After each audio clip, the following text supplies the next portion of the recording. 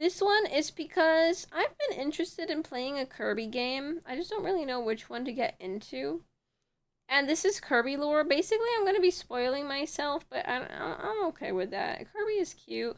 Also because you guys attack me with Kirby all the time.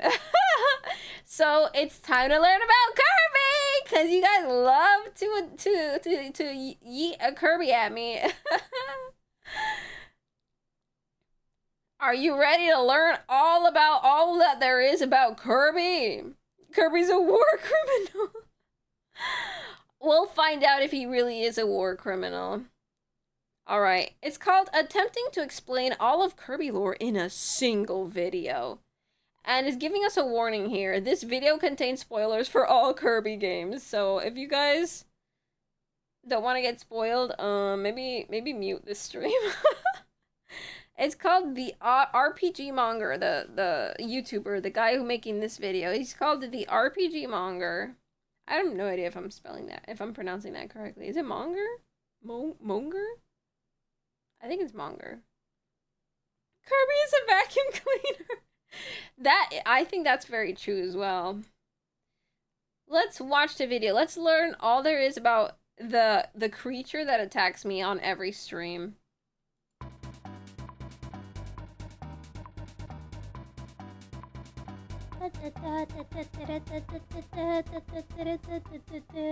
Long ago, in a time before pink puffs and air rides, there lived the ancients, an entire civilization completely shrouded in mystery, save for a few key relics they left behind. But who cares about any of that, because on an unrelated planet far, far away, there lived an innocent pink puff named Kirby, a being of unlimited power who usually likes to spend his days eating, sleeping, or some variation of the two. However, this would all change when a certain self-proclaimed monarch would steal all the food in Dreamland, initiating a rivalry that would be sure to last an eternity, or at least when they felt like it. As while King Dedede would be the first antagonist in the Kirby timeline, he'd soon transition into less of an actual villain and more of an ally slash punching bag for Kirby to wail on in just about every game in the series. Since whether it be Dedede trying to prevent Kirby from releasing an actual nightmare demon, or just being possessed by an otherworldly force, this king never seems to catch a break. Though speaking of possession, that brings us to our first real piece of Kirby lore, Dark Matter. First revealing itself in Kirby's Dream Land 2, Dark Matter is an amorphous dark entity, more often than not taking the form of a black sphere with an eye in the center. At first, especially in its debut, Dark Matter seemed to be a pretty simple antagonist, what with its only goal being to shroud the world in darkness. If anything, the most sinister thing about Dark Matter is the fact that it could possess whoever it wanted to do its will, including and usually limited to King Dedede. However, while the first appearance of Dark Matter was more of a lone force, attacking Dreamland solely because it was lonely and had no friends, that's actually real, by the way. In Kirby's Dream Land 3, the next installment of the Dark Matter trilogy, we would finally begin to see the bigger picture in terms of this ambiguous villain. Enter Zero, the supposed source and leader of Dark Matter, who, much like the one before it, targeted Dreamland in an effort to engulf the planet in darkness. Though unlike the lone Dark Matter that had attacked before, Zero comes much closer to completing its mission, with the planet becoming fairly engulfed before Kirby put a stop to it. But how exactly did he put a stop to it? Well, let me explain, because yes, this is important. Essentially, Dark Matter in general, alongside being made up of, well, Dark Matter, are beings of concentrated negative energy and emotions, making their only real weakness the opposite of that, positive emotions. Just take the aptly named Love Stick, a weapon forged from the gratitude of everyone Kirby helped along the way, which proved to be the downfall of Zero and its cronies. However, that being said, not all Dark Matter are necessarily evil. Take Gooey, for example, a member of Dark Matter that somehow broke away from Zero's control altogether and formed a will of its own. How did this happen? Well, we'll just have to go into that later, because we've still got a lot to cover. Next up, after Zero was seemingly brutally annihilated on Popstar, a similar force began to attack a faraway planet known as Ripple Star, engulfing the planet, much like a certain orb we all know and love. Unfortunately for them though, dark matter struck fast this time, and Ripple Star ended up completely succumbing to its invaders, save for one inhabitant that escaped with the only means to stop them. Now I won't give you a complete summary of Kirby 64, since aside from dark matter possessing some familiar faces and the mysterious ruins on Rockstar, there really isn't that much to unpack in the beginning. Are all the planets ending in it's star? towards the end of the game that things really start taking a turn for the dark when Kirby arrives at the 5th planet in the game, Shiver Star. Because it kind of speaks for itself, doesn't it?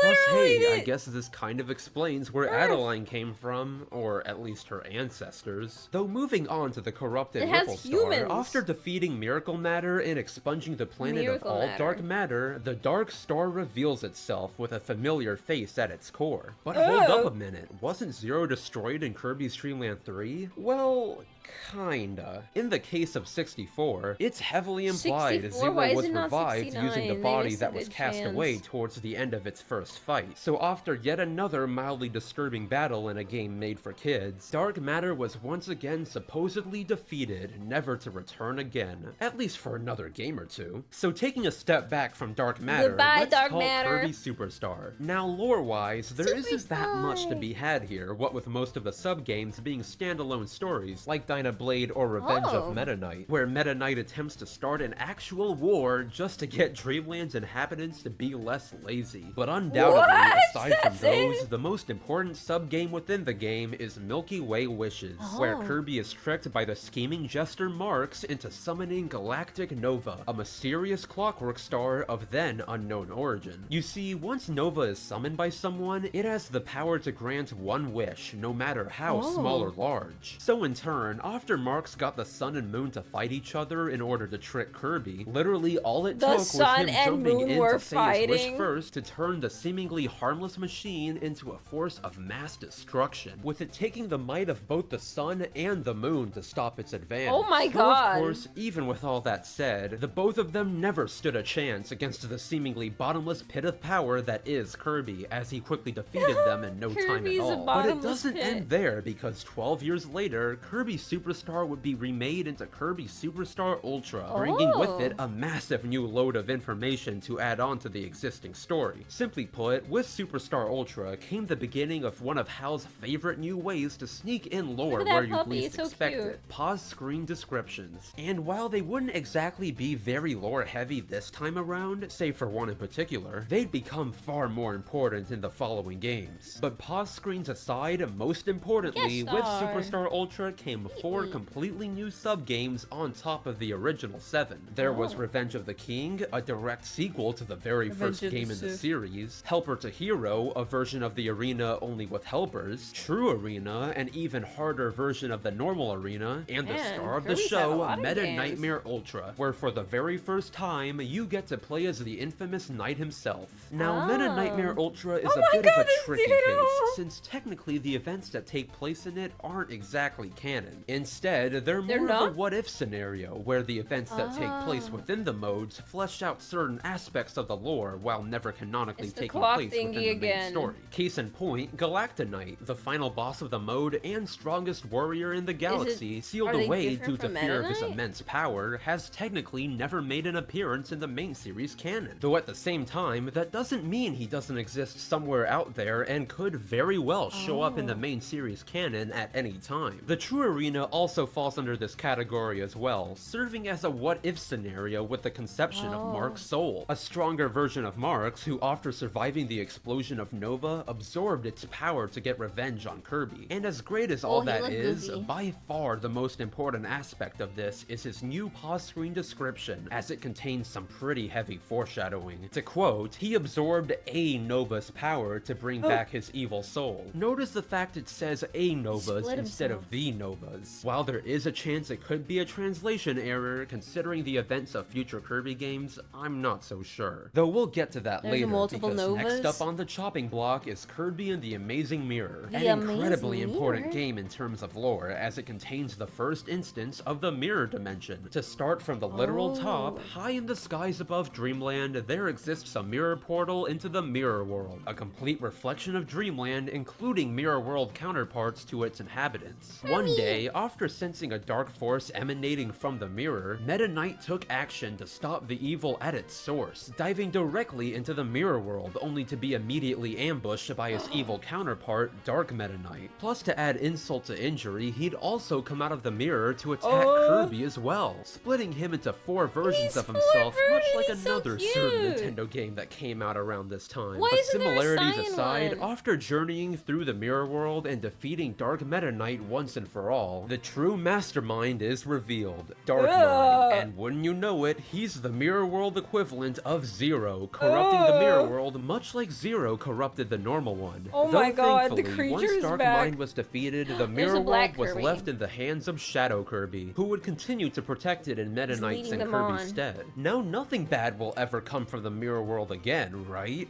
Well, all I can say is we'll get to that soon. Moving past Amazing Mirror, Canvas Curse, and Mass Attack, since the latter two are pretty much contained to themselves, we arrive at Kirby Squeak Squad. At first, this game seems to have another pretty self-contained story. What with Kirby chasing after a piece of stolen cake that a gang of thieves known as the Squeak Squad stole from him.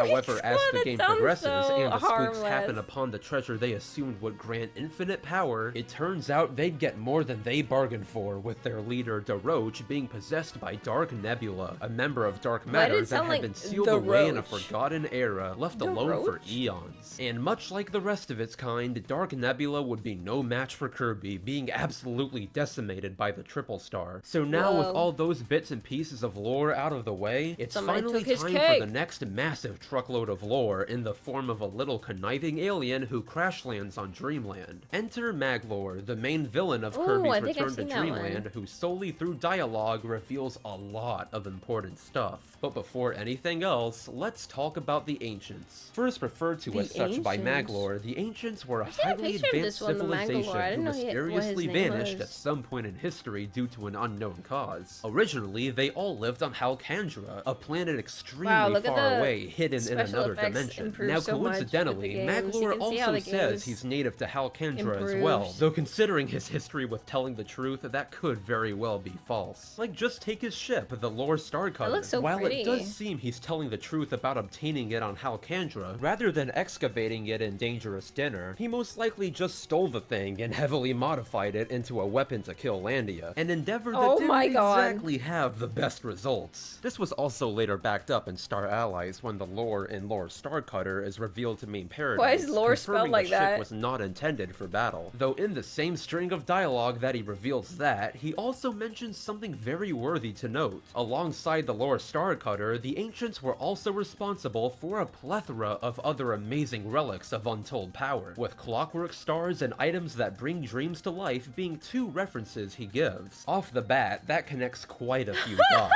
Plus, on a side note, when you meet certain conditions on the extra mode for Return to Dreamland, Maglor mentions he actually came to Dreamland already knowing about Kirby, with someone he knows very well having fought with Kirby in the past. Based on these implications and some other information found in later games, this mysterious figure is most likely Marks from Superstar, essentially confirming that he survived the explosion of Nova. So fast forward a bit through the story, and once Maglor tricks Kirby into defeating Landia for the Master Crown it protects, he immediately puts it on the first chance he gets, activating the crown and transforming into a much more sinister form, intending to conquer the entire universe with his newfound power. However, like those who seeked relics of untold power before him, Maglor wasn't exactly aware of the Master Crown's true nature, and as his battle with Kirby progressed, the crown began to show certain traits that weren't present before when it was under Landia's nullifying effect on it. Maybe it's the sudden appearance of an eye on the front of the crown, or maybe it's the fact that it's clearly gone from a crown to an irremovable headpiece. But whatever it is, there's no doubt that the crown itself is sentient, and rather than Maglor utilizing its powers, it's the Master Crown itself utilizing Maglor. Just take the third phase of this fight, where after Maglor fails to defeat Kirby even with the power of the Master Crown, the crown takes things into its own hands, completely reforming Maglor into a projection of itself, all but confirming the origin of the Master Crown's power with a certain characteristic that sometimes appears within Maglor's mouth. All in all, Maglor definitely learned never to play with the powers of literal battle dark gods Too much ever power again, and went equals on to take bad. up the much more positive venture of building amusement parks. So yeah, that got pretty dark in more ways than one. If only I could say things get any better from here on out. Next up, we'll be heading to the scenic heights of Floralia, a group of 6 floating islands that Kirby finds himself in after his house was swept up by the Dreamstalk. The only problem is, alongside Kirby, King Dedede was also swept up with a spider-like mage Kirby's named eyes, I didn't know Taranza they could do mistaking that. him for the hero of Dreamland and kidnapping him as a result. You see, while He looks Floralia seems peaceful, it's tranquilized. actually ruled by a tyrannical queen who will stop at nothing to assure her queen rule bee? is never disturbed. Overall, a seemingly simple plot for a Kirby game, all things considered. Well, at least it appears that way. Once the main story reaches its climax and Kirby meets the vanity-obsessed Queen Sectonia, there's clearly something off, especially considering the queen would go as far as to physically fuse with the Dreamstalk solely in an attempt to preserve her beauty for all eternity. Well, to find the answers to this mystery, we'll need to look at the other modes within Triple Deluxe, because much like Meta Nightmare Ultra before it, Triple Deluxe brings Dedede to her. Another what-if scenario where the mode shows what would happen if King Dedede climbed the Dreamstalk instead of Kirby. Now, much like its Meta Knight counterpart, the only real difference in this mode is its finale, where after defeating Queen Sectonia, out of seemingly nowhere, the Dimension Mirror from Amazing Mirror appears, forcing Dedede to fight the Mirror World version of himself, Shadow Dedede. And that's not all either, because after defeating Shadow Dedede, the king actually enters the mirror itself to reveal an even edgier Dark Meta Knight, hungry for revenge. But what does this all even mean? Well, let's take a step back here and start from the beginning. Based on information spread across a variety of pause screens, before the events of Triple Deluxe, Queen Sectonia wasn't always a tyrannical monster bent on world domination. In fact, she didn't even look the same, instead looking much like her then best friend at the time, Taranza. You see, at this point, Taranza actually had feelings for Sectonia, and as a gift to her, went into the mirror world and stole the Dimension Mirror, not knowing the mirror actually served as a prison for Dark Meta Knight, who ever since being defeated had been festering in there, slowly but surely corrupting the very mirror itself with his hatred. So in turn, once Sectonia got the mirror from Taranza, it slowly began to change her the more she gazed into it. Soon, dissatisfied with her current form, she'd use magic to make herself more beautiful, resulting in the wasp-like appearance you see her with in the game. And once she gazed into the mirror enough,